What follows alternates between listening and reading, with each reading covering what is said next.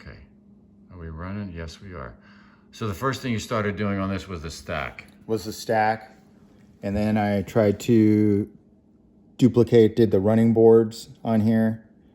Yeah. And then I noticed these, the proportions weren't working out to the image, and it needed to actually be longer here. So as you can see here, how much I took off of the front.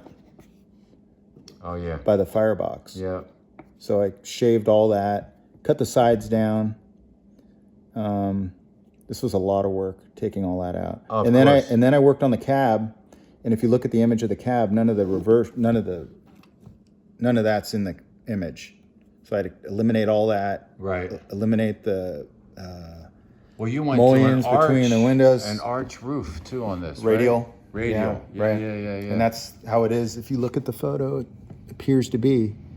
Yeah. And there's two other images that are much clearer than this that I have that you can really zoom in.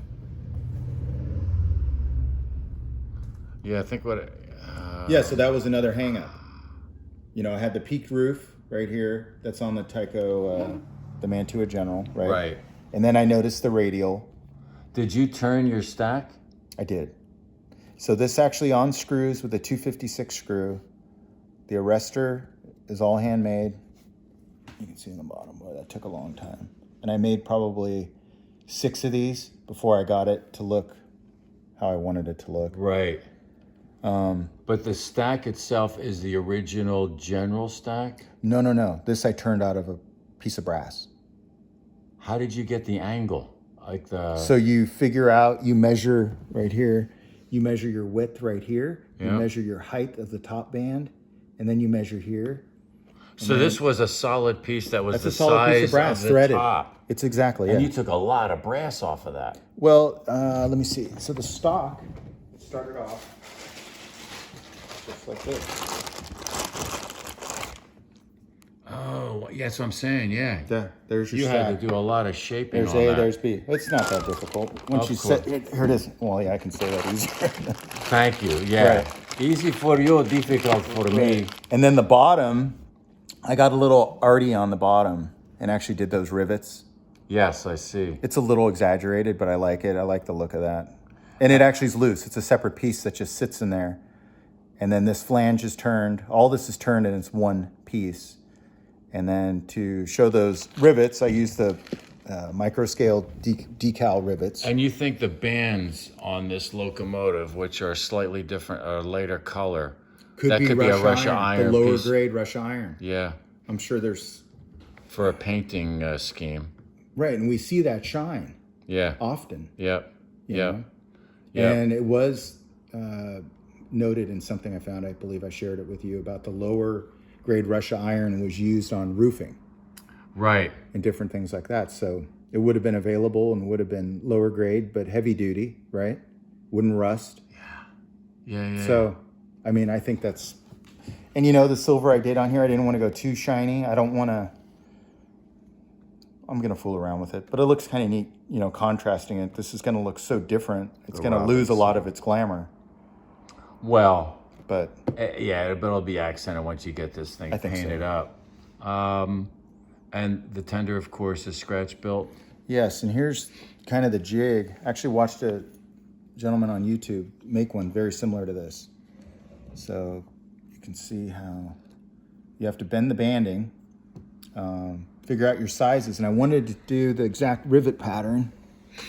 And I believe, Tom, I figured out that this material was 8 feet long. And that's why these sheets were married at that length and where they were. So that's 2 sheets come together at a seam. Yes. And I figured out that by looking at other locomotives, because all this stuff had sizes, right? Yeah. Just like loomed goods for canvas and so forth. Well, metal was the same way. So that's kind of where I came across. Also on the top, looking at a drawing, see where they seamed up on the top? Yeah. And this was off of a New Jersey locomotive schematic out of White's book. I think it was from 56 too. The Talisman? I think so. That's what it was. And whose wheels do you have on that tender? These are Northwest Short Line. Okay. They're very close, but see the caps are what I have to do noticed, next. yes. And that's really a distinctive feature to me, and I'm going to have to either cut them out and then press them, or press them and cut them out to get that axle embossed like that. That's crazy. And you can see the writing actually around the wheel. I think it's New Jersey Locomotive Works. I know John did it on his drawing. Couple You of can see guys it on the big one. Yeah. Beautiful. So basically you have to figure out your rivets, rivet everything first. So I'd set a back fence up on this little guy, set the depth, pop, you do your rivet, and you just run right down the fence. Right. And then I change my fence when I'm running perpendicular with it to get straight lines. So. And now your motor, how's that going to work in here? Okay, so the motor's gonna, it's a British Mark Hits folding motor that actually goes in here, and it'll come back. The engine will actually sit back in here, and then the decoders and all the stuff will go in the boiler. And all this actually comes apart. I did all this in advance because I knew that when I got to the... Oh, right. When you get to installing all that wiring. And in the tender, you're putting the keep alive. Or the current keeper. Right. I think that fits right in here nicely. And there's 4 screws, 256 screws under there. And I think I actually scribed the wood. Yeah, I scribed the wood pattern. I got a little crazy on that. And I did it on the top because it actually, in that schematic, it shows the framing. You know, these rails ran long, and then you have either probably lap jointed material in the middle. But these long rails are strong. The deck was wood? Yes. It's wood. And then truss rods ran through it. Water tank, is that a precision scale? The cap, yes. Yeah. And actually both of these are. Right. Precision the valves. scale. This is a cow scale wheel. Right. Brake wheel. Nice. And then the rear I made from scratch. And the pin. See how the pin's a little odd? I turned that one on the lathe.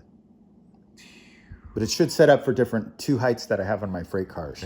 Right? And that's what we need That's what I use the precision scale pockets for the locomotives, and it gives you at least 2. Mm-hmm. And then I've made S-links because some of them, the cars are not all... Oh, an S rather than the... Straight link. Oh, okay. Because I found that they did use S-links. So I made a bunch of those because guys were having fits trying to get the cars connected that were at different heights. And this bottom setup, I actually copied from Al's book. For the pickups. Yeah. Right. Now, when I get into the DCC thing, that should be good, right? Yeah. That's a whole nother... Excellent. Whole nother thing there. Well, you know what? I'm going to... Any final thoughts around the build that you're doing here in terms of couple of key tips for people if they're doing any kind of modification of a locomotive? Have a good photo, have good measurements, good set of calipers, very, very important. Have a plan in advance. Right, and be willing to go through and make a few mistakes. Yeah, start off small, make mistakes and learn. Got it. You know? Good. It's the way to do it. Nick, thank you so much, man. This has been a real pleasure and a joy hanging out with you here in this shop. So I hope to see you on maybe one of the Zooms when you can share a presentation around the build. Absolutely. Cool. All right, man. Thank you. All the best. Cool.